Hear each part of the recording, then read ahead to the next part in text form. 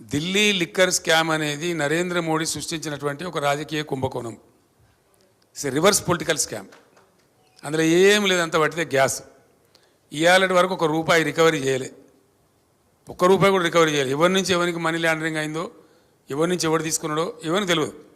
అది Delhi state liquor పాలసీని scam కింద చిత్రీకరించి మేమిద్దరం అండి, ఆయన కంట్లో నర్సులాగా ఉన్నోళ్ళం, అరవింద్ కేజ్రీవాల్, నేను, ముక్కులో కోయలాగా ఉంటే మేము ఏం చేసినాం మేము, ఆయన మాకు 104 మంది ఎమ్మెల్యేలు మా సంఖ్య ఉండి, అప్పుడు మజ్లిస్ ఎమ్మెల్యేలు 7 మాకు సపోర్ట్ ఉండే టైంలో 119లో 111 మంది మేము ఉన్నాం ఇక్కడ. అయినా ఆయన ఏజెంట్లను పంపించండి ఇక్కడికి, ఈ గవర్నమెంట్ టాపులు చేయాలని కూలగొట్టాలి రాష్ట్ర ప్రభుత్వాన్ని ఆయన ఏజెంట్లను పంపించి ఇక్కడ బేరాలు చేశారు.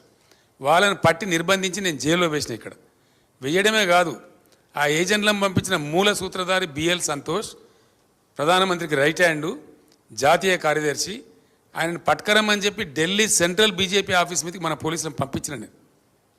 ఆయన పట్టుకరవడానికి పోయిన తెలంగాణ పోలీసులు, తప్పించుకున్నాడు ఆయన. అది వాళ్ళ మా మీద కోపం. ఆ కక్ష మనసులో పెట్టుకొని అటు అరవింద్ కేజ్రీవాల్ను ఇటు నన్ను రాజకీయంగా ఒత్తిడి చేయాలని చెప్పి అటు కేజ్రీవాల్ని అరెస్ట్ చేసిండ్రు, ఇటు నా కూతురుని అరెస్ట్ చేసిండ్రు. వాళ్ళు కడిగిన ముత్యాలలాగా బయటకు వస్తారు. అది స్కామ్ లేదు, బట్టిదే ట్రాషు. అది బూమరాంగ్ అవుతా ఉన్నది. ఇలా ఆ అమ్మాయి బతుకమ్మ ఉద్యమం చేసి తెలంగాణ ఉద్యమానికి ఎంతో కంట్రిబ్యూట్ చేసి అమెరికా నుంచి వచ్చి పాపం తన జీవితాన్ని వదులుకొని తెలంగాణ కోసం పనిచేసిన బిడ్డ. అందరికీ తెలుసు, లోకానికి తెలుసు. ఆ అమ్మాయి స్టాండర్డ్ ఏందో, ఆమె ఎట్లా మాట్లాడుతుందో, ఆమె ప్రవర్తన ఏందో మీ అందరికీ కూడా తెలుసు. మీ అందరూ కూడా చాలామంది జర్నలిస్టులు ఆమెతో కలిసి పనిచేసిండ్రు. అటువంటి ఒక నిర్దోషిని పట్టుకపోయి ఒక మహిళను చూడకుండా కేవలం నా కూతురు అనేటువంటి ఒక రాజకీయ కక్షతోని మోడీ అరెస్ట్ చేసిండు. ఏం ఫరక్ కూడా మేము భయపడము, రాజకీయ కుటుంబం కాబట్టి మేము అన్నీ ఎదుర్కొంటాం. మాకు ఈ జైలు బీలు కొత్త కాదు, వీఆర్ నాట్ వరీడ్. ఆమె కడిగిన ముచ్చంలాగా బయటకు వస్తుంది. I have no out of doubt. Thank you so much. Thank you.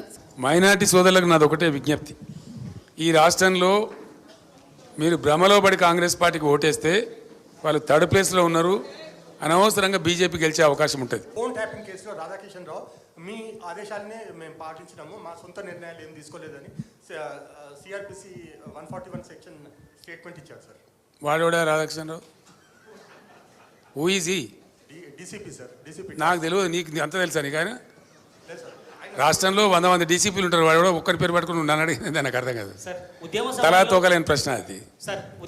అసలు ఆ ఫోన్ ట్యాపింగ్ ఏదో మీకు పిచ్చి పట్టుకున్నది. కానీ ముఖ్యమంత్రికి ఫోన్ ట్యాపింగ్ ఏమైనా సంబంధం ఉంటారా? రాహుల్, నువ్వు ఇంత పెద్ద సీనియర్ లీడరు. ముఖ్యమంత్రి gets reports from the intelligence department. వాడు ఎట్లా తీసుకొచ్చిన రిపోర్ట్ మాకెట్లా తెలుస్తుంది నాకు అర్థం కాదు. వాడు ట్యాపింగ్ చేసిండా, టూపింగ్ చేసిండా, డబ్బులు ఇచ్చిండా, ఇంకేదైనా రహస్య వ్యవస్థ పెట్టుకున్నా మాకు ఎందుకు తెలుస్తుంది? అదో ఇష్యూ అవా ఇంత సిల్లి. ఆ గవర్నమెంట్ ఎంత సిల్లి ఉన్నదో మీరు కూడా అట్లా తయారైపోయిన పూర్తిగా. What is that non sense? నాకు అర్థం కదా. ఫోన్ ట్యాపింగ్ అది పెద్ద ఫినాయిల్ పెట్టి నోలు కడుకునే పరిస్థితి తెస్తూ ఉన్నారు. ఎవడో కొందరు బాగాగాలు పని లేక ఫోన్ ట్యాపింగ్ తోకట ఏం ట్యాపింగ్ అయినా నాకు అర్థం కాదు. ఇలా ఈ ముఖ్యమంత్రి తరఫున ఇంటెలిజెన్స్ ట్యాపింగ్ చేస్తలేదా అండి? Do you say that? ప్రతి ప్రభుత్వానికి ప్రపంచంలో గూఢచార వ్యవస్థ లేని ప్రపంచమే ఉండదు, ప్రభుత్వమే ఉండదు. వాళ్ళు సమాచార సేకరణ చేసి ప్రభుత్వానికి ఇస్తారు. సాయంత్రానికో పొద్దున్న early morning, every morning intelligence comes and brief the chief minister about the law and order situation. చాలా ఉంటాయి మన దగ్గర. హైదరాబాద్లో పేలుళ్ళు జరిగినాయి, అట్లాంటిది ఏదైనా ఉంటుంది, ఇంకేదైనా ప్రమాదాలు ఉంటాయి, కొన్నిసార్లు కొన్ని విచిత్రమైన దొంగల ముఠాలు వస్తాయి. అట్లాంటివన్నీ కూడా సమాచారం సేకరించి ఇస్తూ ఉంటారు. ఏం చేయాలో చెప్తారు. దాన్ని బట్టి గవర్నమెంట్ ఏంటంటే వివిధ శాఖల అధికారులకు అప్రమత్తం చెప్పి కల్తీ విత్తనాలు ఉంటుంది, దాని మీద కూడా ఇస్తారు. వాళ్ళు ట్యాపింగ్ చేస్తాడా, టూపింగ్ చేస్తాడా మాకేం తెలుస్తుందా? నాకు అర్థం కాదు. No minister is concerned with that, no chief. అసలు కన్సర్న్ ఉండదు. We are only concerned with the reports given by the intelligence. The way the brought the report we don't know. That is purely internal matter of the police department. And ఇంకోటి అండి, అదేందో మీరు పెద్ద భ్రమలో ఉన్నారు. పోలీసులు ఎప్పుడు ఫోన్ ట్యాపింగ్ చేసినా బాజాప్తాగా టెలిగ్రాఫ్ యాక్ట్ ప్రకారం 1869 టెలిగ్రాఫ్ యాక్ట్ ప్రకారం బాజాప్తా రాష్ట్ర హోమ్ సెక్రటరీ పర్మిషన్ తీసుకొని చేస్తారు. అది పర్మిషన్ లేకుండా చెయ్యరు. ఇది ఇంగితమైన ప్రతి ఒక్కరికి తెలుసు. తర్వాత తీసుకున్న దాన్ని డిమాలిజ్ చేయొచ్చని కూడా ఉంది ఆ చట్టంలో. ఒక నిర్ణీత వ్యవధి తర్వాత వాళ్ళు సేకరించిన సమాచారాన్ని డిమాలిజ్ చేయొచ్చని కూడా అదే యాక్ట్లో ఉంది. ఇది తెలియకుండా అదేదో పెద్ద భయంకరమైన వ్యవహారం అన్నట్టు, దాని ఏదో తోకమట్టం ఏదో కొండందో వెలకబట్టుకున్నాం అన్నట్టు ఏమి బట్టి ట్రాష్ గ్యాస్ దాంతో ఏం అయ్యేది. మీరు ఆ భ్రమలు ఉండకండి. సార్ తెలంగాణ ఉద్యమ సమయంలో 2001 నుంచి 2014 దాకా కేసీఆర్ కుటుంబ సభ్యులకు పారాగాన్ చెప్పులు వేసుకోనేటువంటి వ్యక్తులు అదే సమయంలో డీజిల్ పోసుకుందామన్నా కూడా కారుకు అట్లాంటి పరిస్థితులు ఉన్నటువంటి వారు ఈరోజు లక్షల కోట్లు సంపాదించారు, వాళ్ళ డబ్బునంతా స్వాధీనం చేసుకుంటామని పదే పదే రేవంత్ రెడ్డి చెప్తున్నారు. చాలా సంతోషం, చేసుకోమని వెంటనే అర్జెంటుగా చేసుకోమని చెప్పాలా. పారాగాన్ చెప్పులు లేకుండా నేను ఉంటున్నా, రేవంత్ రెడ్డి ఉండినా ప్రజలకు తెలుసు కదా. పారాగాన్ చెప్పులు లేకుండా ఎవరు అనేది అందరికీ తెలుసు కదా దేశంలో. ఎవరు భూ కబ్జాదారు, ఎవరు బ్లాక్ మెయిలరు, ఎవరు ఓటుకు నేట్ కేసులో పట్టుబడ్డరు, ఎవరు దొంగదందాలు చేసినారు, ఎవరు భూమాఫియా అందరికీ తెలుసు రాష్ట్రంలో. మాకు పారాగాన్ చెప్పులు లేని ఫ్యామిలీ అండి మాది. Sir Srinivas sir, city vision live.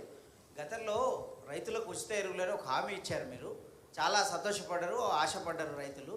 అయితే ఆ నినాదం మళ్ళీ ఈ మధ్య తెర మీదకి తేవట్లేదు. కాదు బ్రదర్, కాదు బ్రదర్, బేసికల్లీ అది కరెక్ట్ కాదు. ఎందుకంటే మేము ఏం చేసినామంటే రైతుకు సహకారం అందించాలా, పెట్టుబడి సాయం చేయాలని మేము ప్రయత్నం చేసినాం. ఆ టైంలో ఏం జరిగిందంటే యూరియా బస్తాలు ఇద్దామని కొంతమంది చెప్పారు. ఒక సలహా, ఇట్ వాజ్ అండర్ డిస్కషన్, నేను ఎప్పుడు చెప్పలేదు, ఇట్ వాజ్ అండర్ డిస్కషన్. తర్వాత అశోక్ గులాటి గారు అని చెప్పి చాలా ప్రామినెంట్ ఆగ్రో ఎకానమిస్ట్ ఈ దేశంలో, ఇంటర్నేషనల్ ఫేమస్ కూడా ఆయన, ఢిల్లీలో ఉంటారు, నాకు మంచి ఫ్రెండు. ఆయన నేను అడిగిన, మేము చేద్దాం అనుకుంటున్నాం, వితౌట్ ఆ గవర్నమెంట్ సపోర్ట్ ఇలా వ్యవసాయం నడిచే పరిస్థితి లేదు. అనేక దేశాలలో గవర్నమెంట్ సపోర్ట్ చేస్తూ ఉంది, మన దేశంలో ఉల్టా ఉంది, మా రాష్ట్రంలో మేము చేయాలనుకుంటున్నాం కొత్త రాష్ట్రం అని చెప్పి ఆయన సలహా అడిగిన. ఆయన ఏం చెప్పినట్టే బ్రదర్, నాకు ఇప్పుడు నువ్వు యూరియా బస్తాలు ఇస్తావు, వానాకాలం వేసుకుని 4 మిగిలి ఉంటాయి ఆయన దగ్గర, నువ్వు మొత్తం ఇస్తావు ఈ పంటకు. ఆయన ఏం చేయాలి, ఈ 4 బస్తాలు అమ్ముకుంటాడు మార్కెట్లో, మళ్ళీ దానికి అపఖ్యాతి వస్తుంది. కాబట్టి అట్లా వద్దు, నువ్వు ఎంత ఇస్తావో, నీ స్టేట్ కిట్టి ఎంతవరకు పర్మిట్ చేస్తావో నాకు తెలియదు, నువ్వు చేయదలుచుకున్న సహాయం క్యాష్ రూపంలో చేయి. ఏం చేయదలుచుకున్నావు, 1000 ఇస్తావా, 2000 ఇస్తావా, 3000 ఇస్తావా, నీ ఇష్టం. కానీ ఆ డబ్బుకు అతను ఓనర్ కావాలి.